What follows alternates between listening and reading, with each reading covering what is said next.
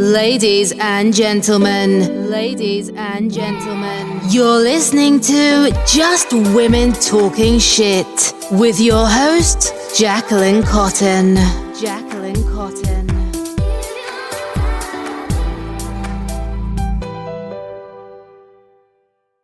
We never had to have a discussion of if this was going to be okay or not. Even in our decision to get a divorce, I remember exactly where we were sitting on the porch at an Airbnb in our favorite city, Carlsbad, California. And I just like looked at him and I was like, I really feel like it's time. Like, I really feel like it's time to shift. And he was like, I know. And that was it. We talked about it. We cried, we hugged, and then I went on my book tour. Ladies and gentlemen, you're listening to Just Women Talking Shit with your host, Jacqueline Cotton. Jacqueline Cotton.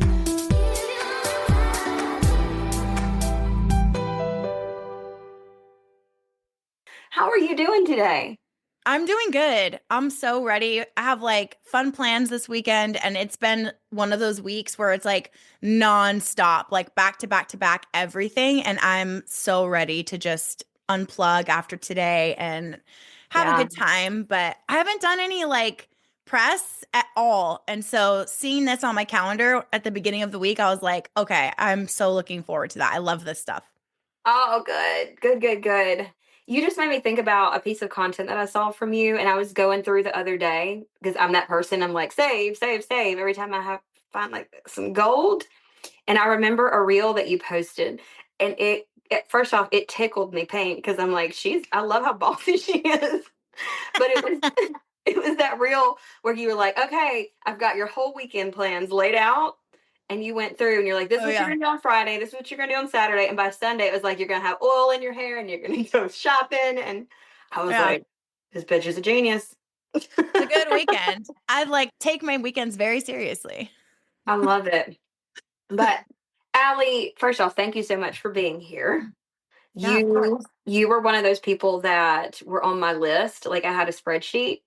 And whenever my business coach, earlier this year, it was like September, I think. She's like, okay, Jacqueline, you keep saying we're like 2025 is like your big year. So like, what are you fucking doing about that? So she made me get organized and I put this whole spreadsheet together. And she's like, there has to be purpose in each podcast episode. And like, we need to find people that are online that like, they have this expertise and da da da. Anyway, so one of the people I wanted to speak to was like a really what I feel like powerful life coach or someone in that realm. Anyways, so I was nerding out and I was looking at hashtags and I'm like, Chat GPT, what do I look up to find the perfect da da da da? Anyway, and I stumbled upon you and I remember being so nervous. I was like, okay, Allie, I didn't know how to pitch to you or anything. And then you like days later wrote me back. I think I probably got buried. And you were like, what? Yeah, what does that entail? And you were so nice about it. And it was just one of those moments where I was like, I totally got my head about that. I know we do that, and it's so silly because like we're all just women like behind the account just trying to like get our voice out there and like help people and or sell our product or whatever it is. So I do the same thing though. And then every time I meet someone that I thought like, oh my gosh, like I could never, it's always like the realest exchange and just so relaxed and ends up being a friend. So I always hope that that's the experience that I leave people with. Oh, for sure. Already. I'm like, well, ever since you responded, especially, I'm like, I'm geeking out over here. And then you disappeared on us for a minute, which is okay. Oh yeah. So like 2 months away from. I think that's awesome. Yeah, I do that a lot. Good. Yeah. Good. But it's just, I just wanted to put that out there because I know I get like, I'm like, when somebody comes to me and they're like, oh, I've been following you, or you really inspire me, or Yeah. it always takes me back. And I'm like, I'm so freaking glad you told me because I'm over here and $2 socks. Right? Just trying like I feel like especially lately in my business, I've just been like behind my desk, like doing so much behind the scenes work. So when someone sends me a nice message or says like they watched something, I'm like, oh yeah, there's stuff going out at the front too. Thank you for watching. Thank you Yeah. for telling me. Yeah. Oh, that's great. Okay. Well, my interviews are super informal. Okay, cool. It's already started in case you don't know. I do this like I just hit record and then I'm just like, we can cut out whatever, but Yeah. like I just want the authentic like hello instead of the like, and Hallelujah. now we're starting. It's so Hallelujah. awkward. For me, it's awkward because I have a bunch of social anxiety, and so I'm like, me being here is a thing to begin with. But then you add structure to it, like too much structure, and it's just Yeah, like that's not me at all, at all. same. So I didn't know you did. I love that so much. Some people though, do you get this a lot with your podcast? Like, so the intake form for me, you didn't do one, but I usually have an intake form for people I don't like, I haven't been following and I don't Yeah. know well, I don't know their integrity and all that. But like the intake form is it. It's like, who are you? What do you do? What would you talk about? And pop me your links in. Everybody's always so dumbfounded. They'll write me, and I'm talking about like I've got some really good interviews coming up Hmm. with some I would consider like in my world famous people, and Yeah. they're all just like, okay, so will you please send us the topics and everything to prepare and da da da da and the list of questions, and I'm like, we don't do that here. I literally say that. I say, I don't do that. I think that the reason that my show does well is because I don't do that. Mm. So like in the CEO club with the girls that have podcasts, that's what I teach them. Like, don't do that. Don't succumb to this, like, especially once you get big, don't give in and feel like you have to be super organized and do all like the intuitive flow of a female host of a podcast is the magic. And you lose that when you, so if they need to be that prepared, they're probably not very good at their craft. So I would maybe not have them on anymore. I like got full body chills when you said that. Like the intuitive flow is like where the magic is, and I think that too. Hmm. I, I always like I want to be like Ricky Lake when I grow up. Is what I've always said. She's And, so amazing. oh, amazing! And I don't even know what she's up to these days, but Yeah, me neither. But she's done some amazing things. yeah, I love. I remember her energy though, like on the show, and you could tell that she was just so like. I mean, of course, they're telling her some of the things to do, but it was always just felt so genuine, and like when she was taken back, she was taken back. And Yeah, I think about her in what was that movie, Crybaby? Did you ever see that? I don't think so. She's in Crybaby, and she is fucking hilarious. She's like, Okay, I now I think have to add it to my like a list. bear, like barefoot pregnant, and just oh my god! And it's a Johnny Depp movie. It's Oh, it's it's whack. It's weird. It's great though. I hope you go watch it. perfect. But you'll love it, I think. Okay. Well, now that we got all my squirrel Our brain, ADHD. yeah, I mean, that's intro, also what I think makes good episodes. So right? let Because it like flow. you kind of bounce, and it doesn't get boring by any means. Yeah. But okay, for all my just women talking shit people listening, will you please introduce your amazing self? I know who you are. I'm obsessed with you, but they don't know you yet.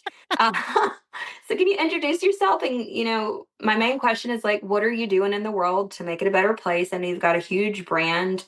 Um, and I'm just kind of let you toot your own horn because they need to know. Thank you. Um, yeah, well, I'm Allie. I've been in the online business space for, I mean, officially a business, like almost a decade.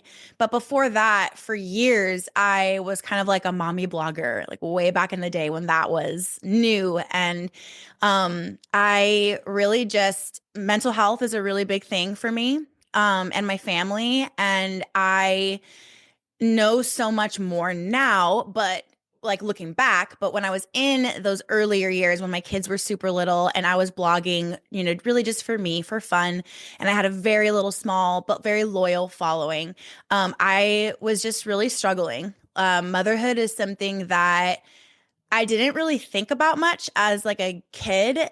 I didn't really like, oh yeah, I'm definitely going to do that. In fact, there were times where I was like, probably not. And I was told that I was infertile because I have a hormone disorder. And I was just kind of like, okay, whatever. super not, had 4 kids in 5 years.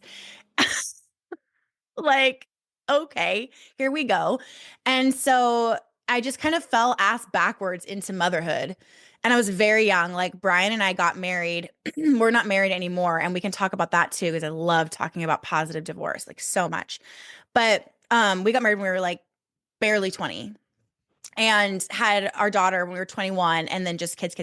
So I was drowning and it just wasn't positive. I was waking up every day like with dread, and it wasn't about the kids, which is good. It was about the maintenance of this life that I felt like I was not present for and not living. So I started, I'm just kind of, I don't know, I guess I'm a doer. Like I'm going to figure things out, and things need to feel good. Otherwise, I don't see what the point is of doing it at all. I'm a Taurus, so we're about like that pleasure, that luxury. Okay. But I'm like, I didn't know any of that. I'm just like this broke ass mom of, at that time, it was like 3 babies and trying to figure it out. And so I had this moment that I talk about a lot where I was having a really, really bad day, and I was sitting on the ground in my bathroom, like crying, and just had this like come to Jesus moment where it was like literally all I'm doing is picking up and maintaining shit we don't even need. I'm done. Who says that I have to have all this stuff? So minimalism wasn't a thing. It wasn't a trend. I didn't even know what it was called. There was no Marie Kondo. There was none of that. I just started decluttering and sharing about it on my blog and how much more time it was giving me and how it helped me. That, like, long story short, just catapulted me into this world of simplicity for mothers. I ended up getting asked to create something that they could buy where all of the steps were organized, and courses weren't really a thing yet. If they were, they weren't very well known. So I did an ebook and it turned into nothing. Like I didn't even make enough money to like buy myself ice cream after. And then I found this woman. Her name was Mariah Cause. I don't know what she's doing in the world these days, but she was like a pioneer of course creation. And I was like, this is it. There's something here. I'm going to do this. Created a course, launched it, worked my butt off, made more money than my husband at the time could made in a month in like a day. And I ended up like studying virality and writing this viral post, intentionally writing a viral post in 2016. It took off. It was trending over the first Hillary Trump debate in 2016. It launched my career, like fast tracked it.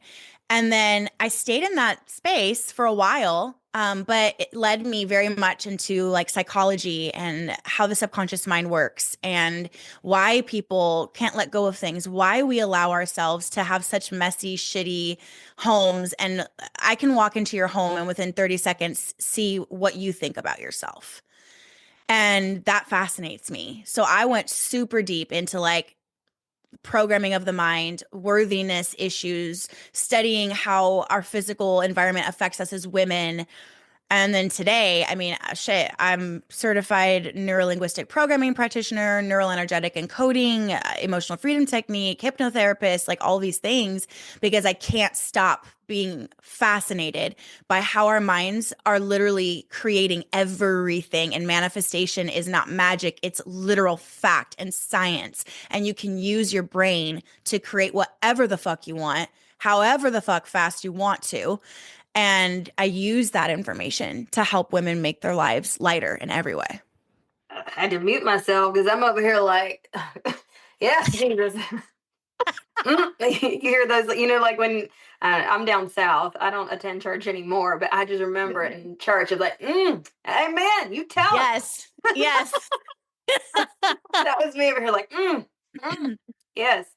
But man, so that's also fascinating. I didn't know like how you got up into this point. Is that declutter like a mother, by the way? Mm-hmm. We still do that every year. We're on our last day right now. So right after this, I'm going to do day 5. Nice. But yeah. That is so cool. So that's I'm obsessed with that because that's something that allows you to like what I call get paid to exist. You created it and you can just keep launching it and you can keep like and you love it. Seems like you Yeah. love it.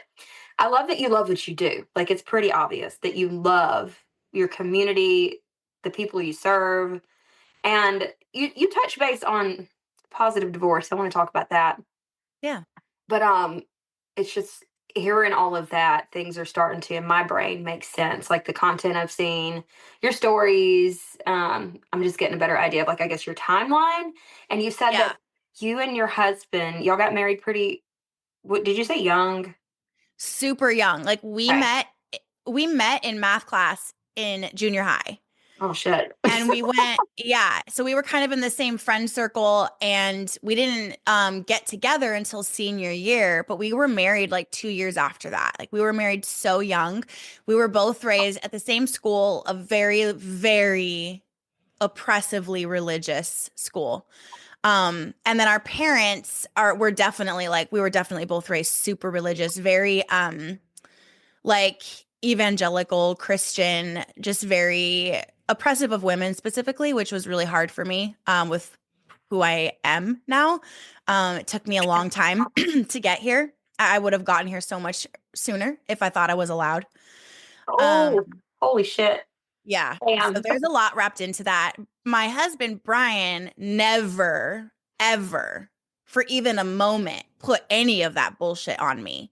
In fact, I always say he was a feminist before I was, and he was Mhm. always calling me up and calling me out on my shit and encouraging me that there was ideas here, there was something here. Um, and so when I was running my business and we were married during that time, we very much had opposite of traditional gender roles. I was the breadwinner. He still works with my company. We work together almost every day. He's my editor, my producer. Yeah. So you guys got divorced. Did you remarry or I'm going to. are Actually, you? I've never said this out loud, but yeah, we're about to elope. Shut up. Yeah. Oh, fucking cool. I'm Women talking shit exclusive. oh my god, we heard it first, y'all. I'm like Yeah. so excited. Oh my god, congrats. So that's something I wanted to ask you about because there was a day, don't know if he's listening, but I didn't know that you are in a committed relationship. I haven't dug Yeah. that deep. You're in a committed relationship. You Mhm. have your ex-husband. You mentioned positive divorce. I've seen content where like I think you rolled your ankle or something. And Yeah. was And it your Brian ex came who into, came? Yeah, okay. And yeah. I remember laying in bed. This was before like I started really taking care of myself. But my mentality is that like I've got to start setting this example of how I expect people to take care of me. Yeah. And I think it was right around then I saw that reel, and I get emotional about this because my daughter's dad died in 2020, and it totally could have been prevented. Um, and so there's this just ongoing like internal battle of did I do enough? Did it like, Mhm. you know what I mean? So I'm Yeah. forever will have this guilt of did I do enough? And like in my current relationship with my husband, there is just this like if because we're a blended family and blended families are really hard. Yes. Um and I remember, like in those moments, it's just there's this question of, is this all going to work out? Like, is everybody happy? Um, is our love going to be enough for our children who don't appear to be completely happy? Like, Yeah. and so I remember laying there, and it was just one of those things. And then I saw your reel of your ex husband coming and helping you, and I like giggled and I kind of got giddy out loud, and I looked at my husband and I kind of looked back over and I just thought to myself, like, is that really possible? Like, are people that cordial? Are they that selfless? Are they that able to like remove Mhm. themselves and actually work together and still care for each other and it not be like, because before he died, I know his ex-wife they didn't get divorced. They were in the middle of a divorce, but like, she was Mhm. very jealous of me. And I get it. I get it. I mean, that's a hard situation to be in, but like we didn't learn healthy co-parenting. We knew nothing, Yeah. right? And I just remember her getting really upset, and it was never me trying to disrespect her, but it's like Yeah. before he died, that was her dad. He should be bringing her things when she's sick, right? Like my Mhm. my soon to be husband shouldn't. I didn't feel that was his role. Go out of your way, leave work, come bring my daughter who we just started dating like he and I just started dating. Like it wasn't his position. So I'm really curious, especially knowing that you're in a healthy, committed relationship now and about to elope. Oh my God. How does any of that even fucking work? Like, because when I showed it to him and I was like, man, did you know? I literally was like, did you know that people like can healthily co-parent and like the dad can come over and hang out and they can be friends? And he was like, yeah, he literally, because he knows nothing about you. It's nothing against Yeah. you, it could have been anybody. But he was like, whoever that is, that you and your ex-husband, he said they must not be dating anybody yet then. And Oh, I was no, just no, like, we both have. it's just like, I just remember immediately going, wow, that's what you took away from that? So, Yeah, and that's so and unfortunately, like it's just so typical of to think that way because this is not typical. And what is typical is like angst and tension and resentment and all of these things. And of course, like we've had resentment and we've had hard conversations and we've had like, but we work through it. I don't understand that you can make a life with somebody and have babies with somebody and then not continue to do the work. Brian and I view it this way, and we've talked about this on my podcast, but it's like we didn't stop being partners. We graduated to a version of it that fits for us better. And I truly, truly, from the bottom of my heart, thought that I would just be by myself forever. And I low key was like excited. Like I never thought, oh, I want to go find like Brian, I gave him like my heart, my life, like he was my person. And in many ways, he still is. It's just shifted. So meeting Sean was a shock. It was a shock to me. It was a shock to Brian. We've talked about this, but I'm happy to expand. And I want to do an episode with the three of us because I feel like people just think there's like rumors online that we're like a throuple and like that we're lying or like I'm holding the kids away from Brian. Like if you don't act like if it was that serious, like I never even had to tell anyone that we got divorced because no one would know because he's still in all my contact. He's over here co-working with me multiple days a week. Like, so yeah, the video you're talking about, to go back to that, Sean was not in the state and I rolled my ankle so bad and I got glass in my foot at the same time. So he came over to get the glass out to help me to all the, yeah. And it's like, of course, like he was sick a couple weeks ago, really sick. And I was like, okay, let me send you, I didn't want to get sick. I'm not stupid, but let me send you soup. Let me send you Gator. Like, let me make sure you're good. So, I mean, it's still, I had a really bad day the other day and I was crying. And I was very disappointed in myself. I had a big business goal and I did not even make 10% of it. And I was so upset and I get so hard on myself. And he came over, he made steak and made food for everyone in my house. Because the kids are with me full time. He's like working on rebuilding his own stuff and they need to be here with me. So he comes over a lot so that they can be around him and we all hang out together, whatever.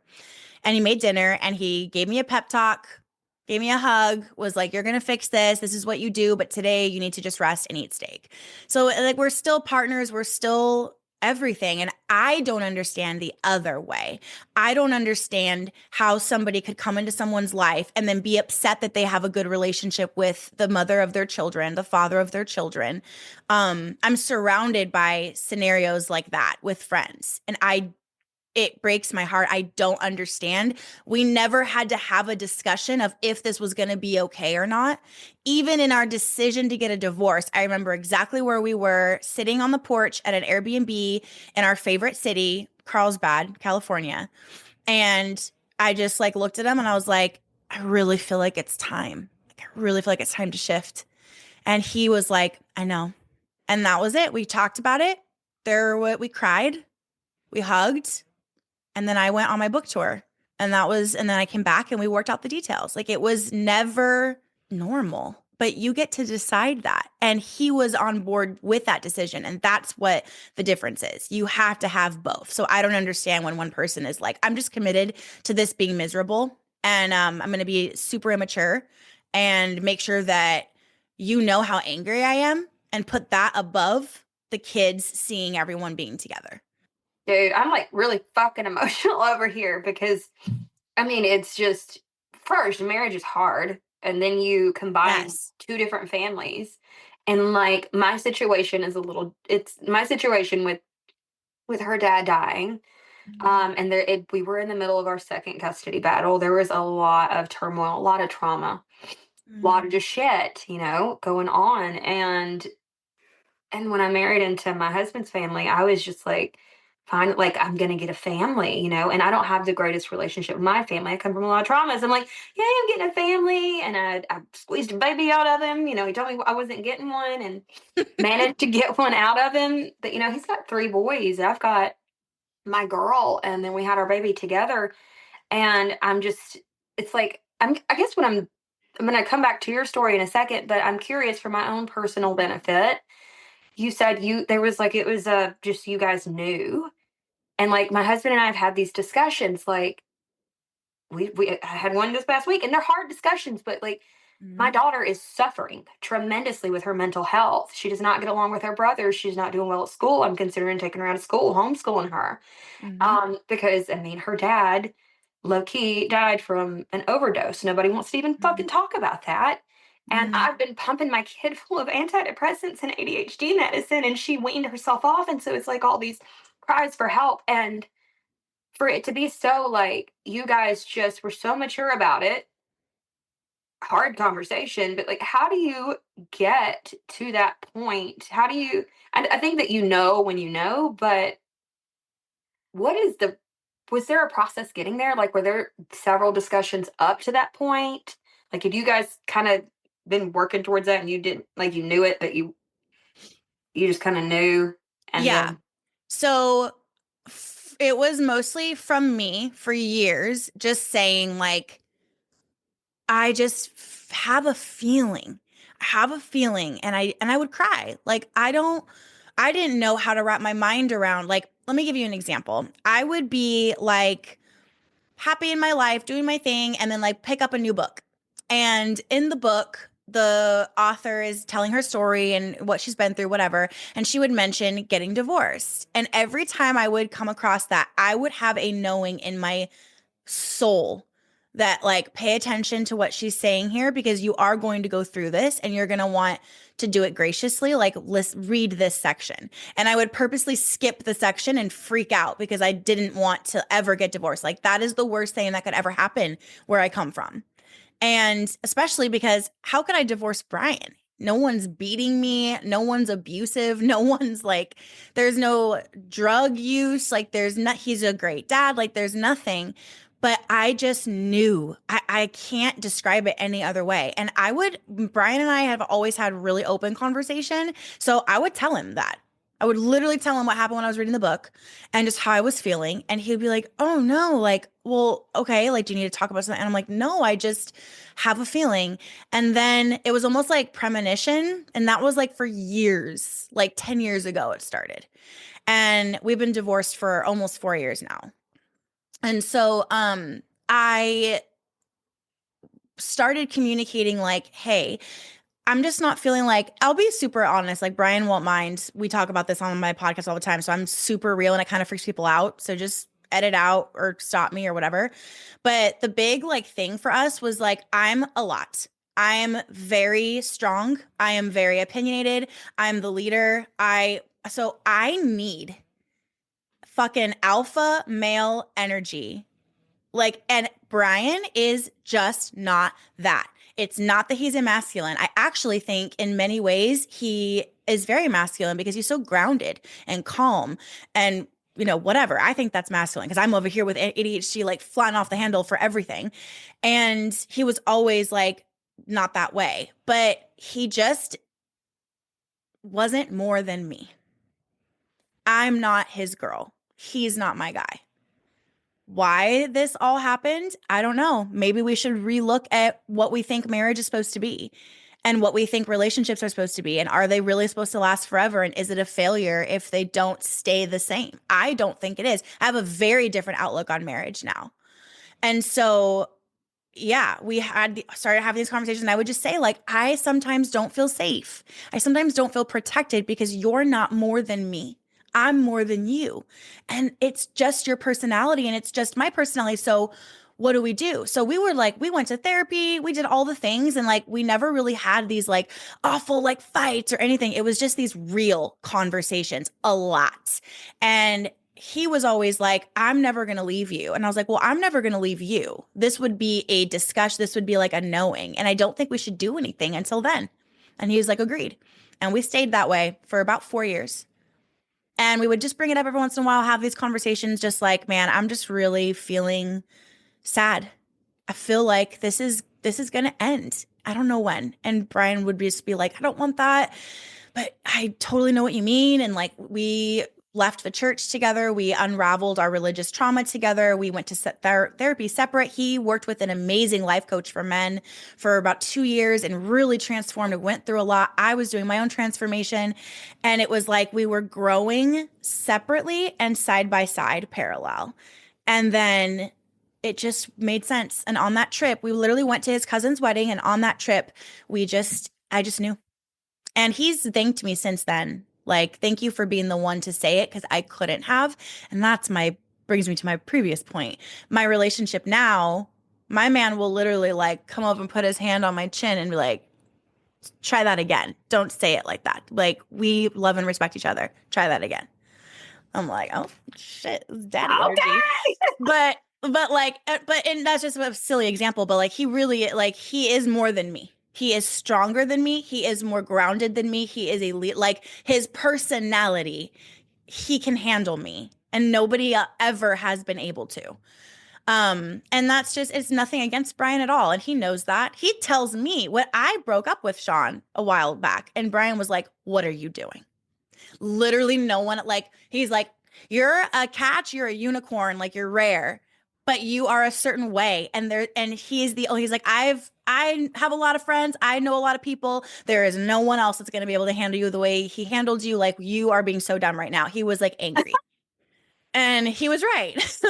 So I give those stories and those examples to kind of give you a better picture of how the divorce went down, and then like what, like, because everyone's always like, why, like, who cheated, who did, like, sometimes there's not big drama. Sometimes you just grow and and you're mature enough to do the right thing for you. Do you know how much of a better mom I became when I wasn't in a relationship that I knew I shouldn't be in, even though there was nothing major wrong? Do you know what happened to my business? Do you know what happened to me as like, we are so much happier when we're not married. So much happier. It is astronomically different. And that's our situation. It's not the same for everybody, but that's our situation. Man, so your personality, I like, no, like we obviously are attracted to each other for a reason because we are fiery, no fucks given. Like, I'm very masculine, and it's too much for people. I mean, I don't have very many female friends. Yeah, we struggle with that naturally, and it's a lot of betrayal, a lot of hurt, being misunderstood. Yeah. And then you add the whole like the whole church thing, and I'm still in Mississippi. So I'm in a town called Brandon where I feel I'm literally living in a cookie cutter home.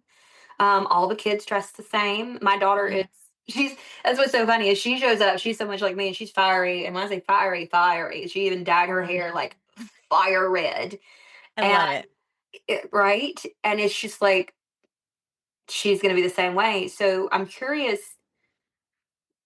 First off, I just resonate so deeply with your energy, with your mentality, your masculinity, because you got a lot of masculinity there. Yeah. And then I'm too much, because I'm too much for people. And my husband says, like, he knows, he's learning how to tell me I'm too much. Because you tell me I'm too much, and be like, you fucking think I'm too much. It's a trigger. Because we've always been told that, and we've always been edited. So I will say, do not edit me. And he will like stay grounded, stay firm, and like, okay, and like adjust it. Like, he knows how to talk to me and I know how to talk to him. I've just never had a relationship like this because Brian was my only relationship. Think Yeah. about that. Like we met so young. I didn't know there was any other way. So I think that played into me thinking like, well, it's just going to be me. And like, I still have Brian in my life. Like if he gets remarried or something, like I went down that road. Like, okay, well, like it's just going to be me and I'm cool with that. So this Mhm. relationship was very shocking. Okay.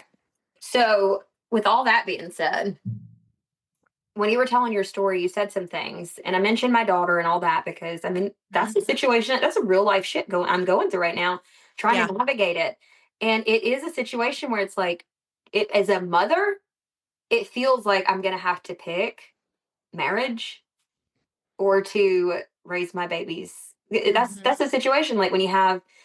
So my son's dad, my husband, is alive. He's got mom and dad. That's a blessing. Mhm. She's only got mom, and she's got all this shit going on.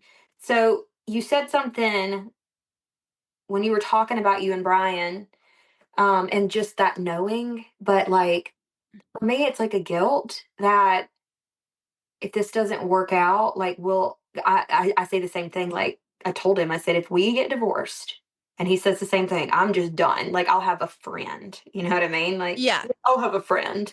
I'm like, dude, me too. But the thing I struggle with is we do make a good team. There is a yin and a yang, but I definitely am a lot. He's the one that like does the dishes and Mhm. the wife things. I'm not good at it. I'm just not. Never. Mhm. I mean, just not. But my question is like if I, not just me, but anybody listening who is in that situation. So for me, I've been in really bad relationships. They've not hit me and shit, but verbal abuse, mental abuse. When I was Mhm. pregnant, he was not there. He was out doing drugs, leaving me Mhm. alone. So it's like I've been in bad relationships.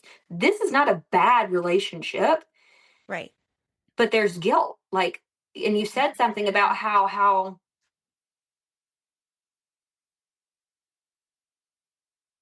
the relationship doesn't like it's not supposed to dissipate, but like it'll shift.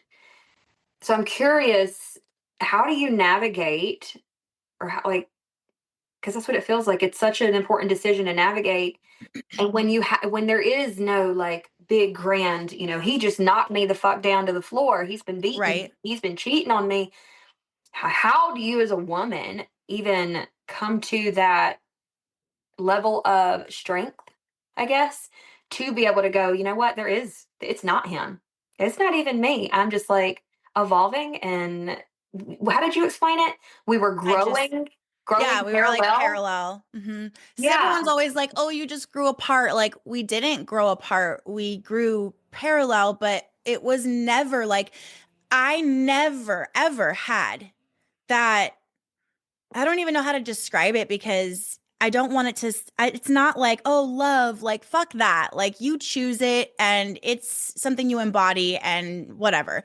I still do love Brian. I always will, but it was never like I really believe, and Brian said this first, and it hurt my feelings at first, but then I was like, well, shit, I think you're right. I think that's what I felt too. Our therapist told us that we trauma bonded because of how we were raised in the school we were in, and we just wanted to get the fuck out and be on our own, and we were so controlled. And he's like, I honestly just really think like not like she's right, not only did we trauma bond, but like we got married and did everything because we just liked each other so much, and we're like, you get it, you're my best friend, I want to get the fuck out of here, let's just get married and then we can have our own life. But we did not even really talk about kids.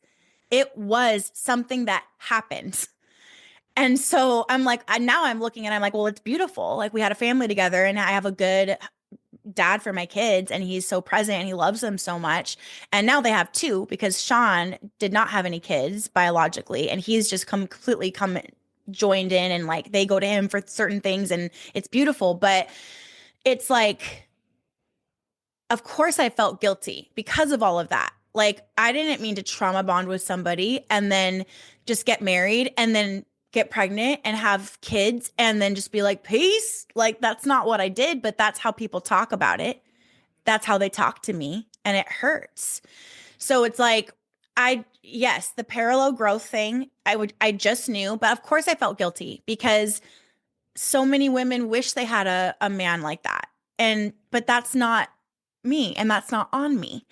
The other thing I want to tell you and everyone listening is fuck what you think we're supposed to do. Why? Your daughter going through this? Like, why do you have to succumb to what a normal marriage looks like? Like, why can't you just, if you need space for your baby girl, take space.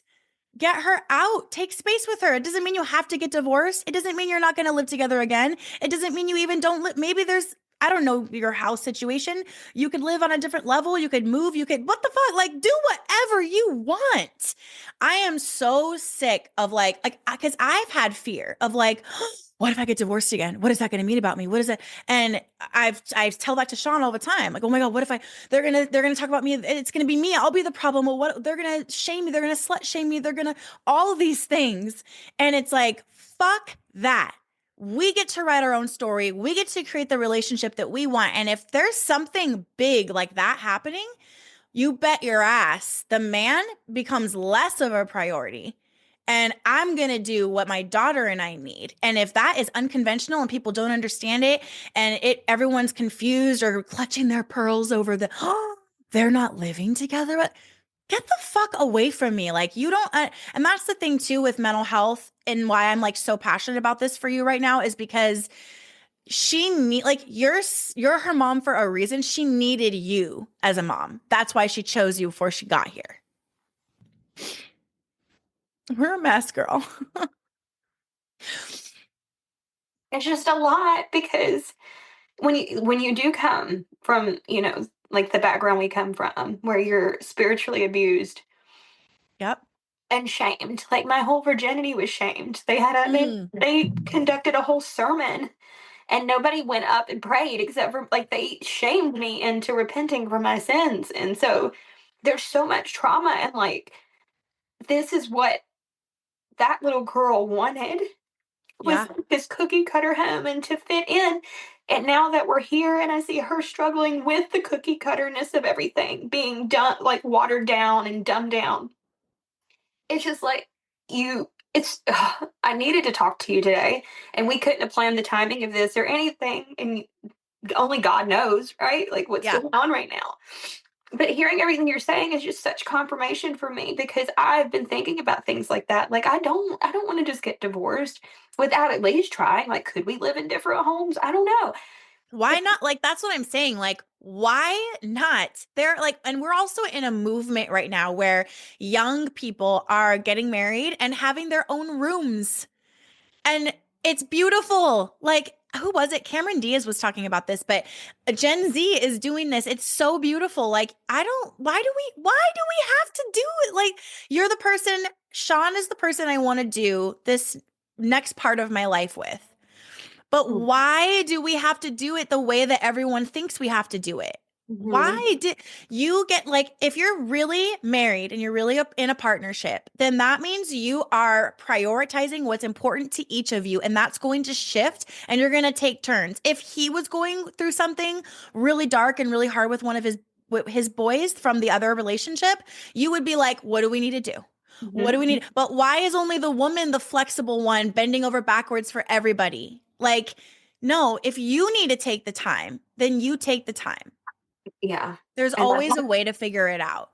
that is, and I can see that way. And I hope that he can as well, right? But it's just immediate rejection. That's what the other person hears is rejection. You don't want to be with me.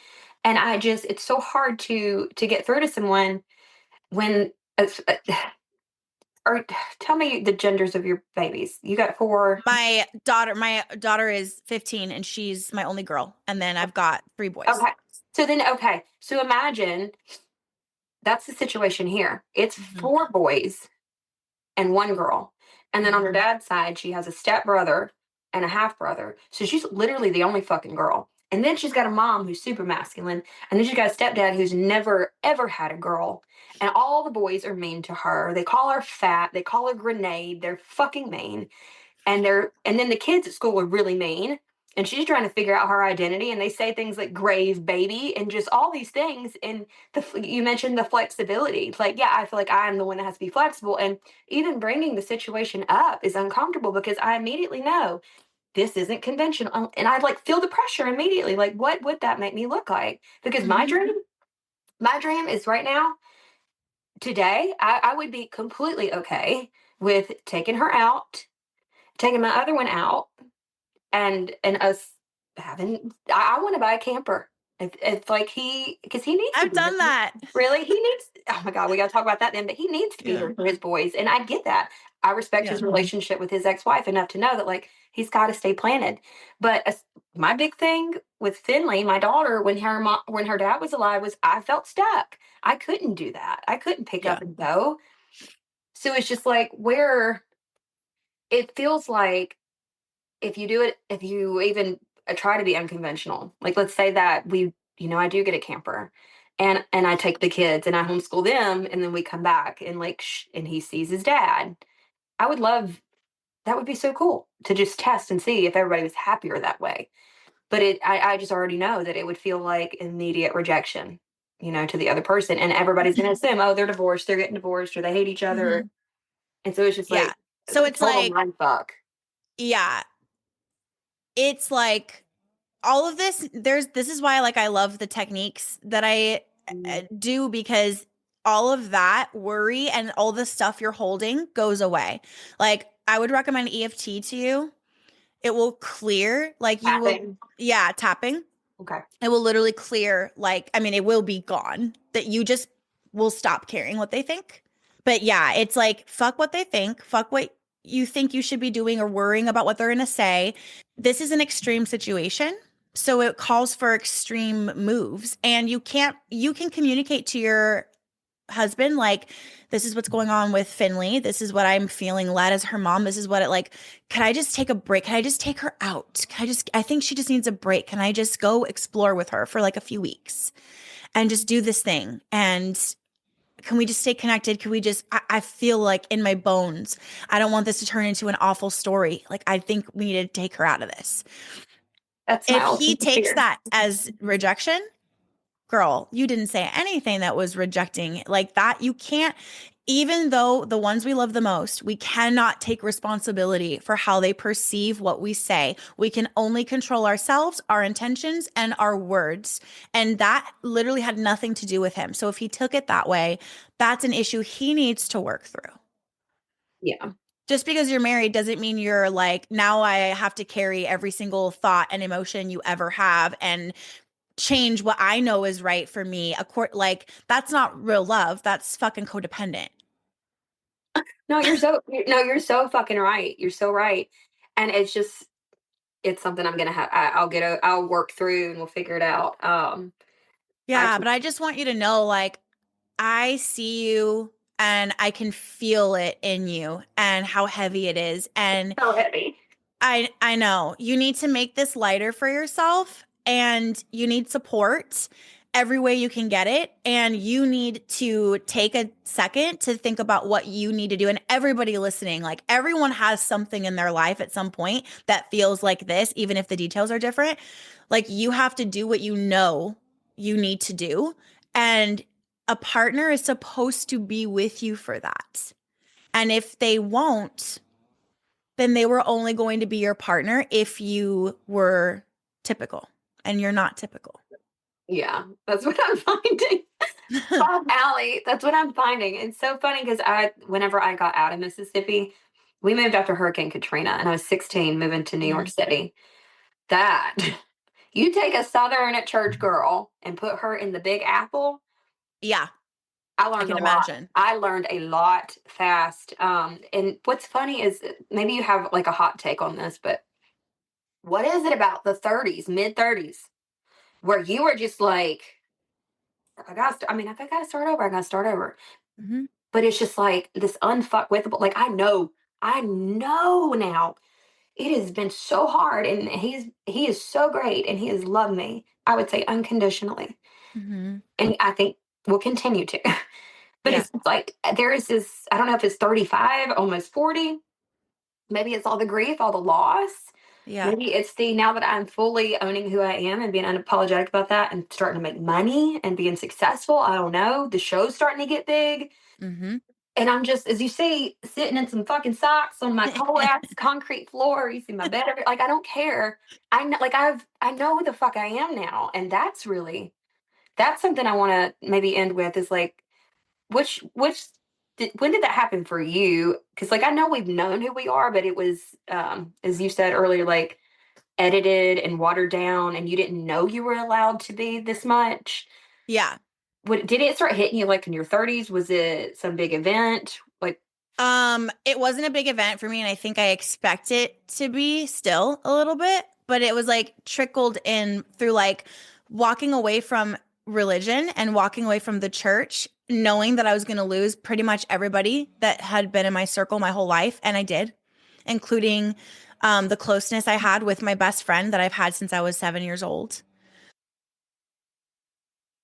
And because you're taught like, oh, if they're not in the folds, then like they're lost. And so you can't like, hey, it's a cult. It's a it fucking is. Yeah. cult. Thank you for saying that. Yeah. It is. But I would say like, so when I turned 35, the little present I got myself was this ring that says Unfuckwithable, which I love because you just said that. I love that. And it just like something shifted. Something shifted. And I had been through so much, like 33 to 34 was me still trying to hold on to the old identity, still trying like Brian and I were not together anymore, but I didn't tell anyone. We didn't tell anyone, not even my parents, which is like basically his parents too. Like his family is over here and my family is our family. And we didn't even tell them, like no one knew because we were so chill with each other, like whatever. And yeah, I didn't want to tell them. I did the thing, but I didn't want to tell anyone.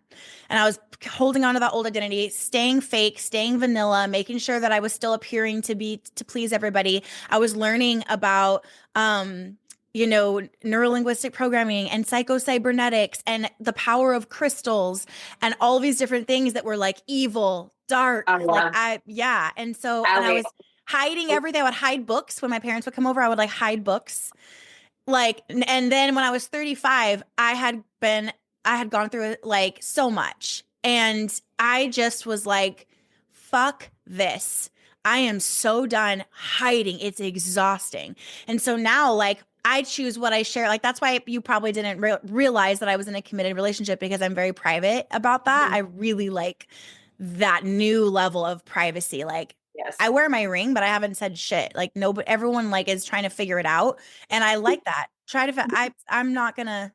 I Yeah, just you don't have want to. that's so special to you. I love it. And I love that I think we've made it this long because he doesn't have social media. He doesn't do all those things. And like Same.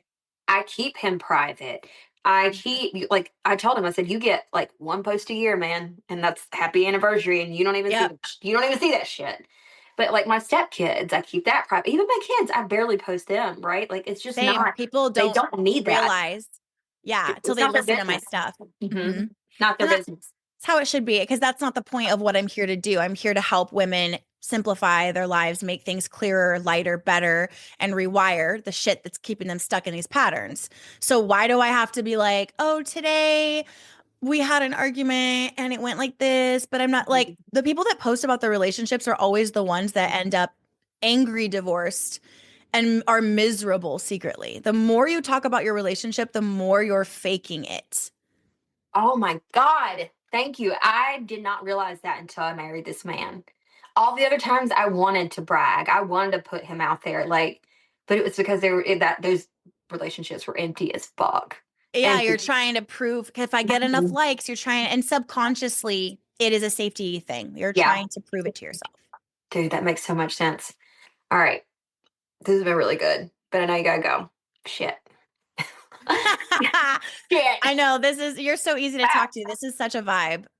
Thank you so much. It means the world to me. The little church girl that was like sitting in the corner, afraid to Yep. even wear black because I thought I was going to hell. Um, Same.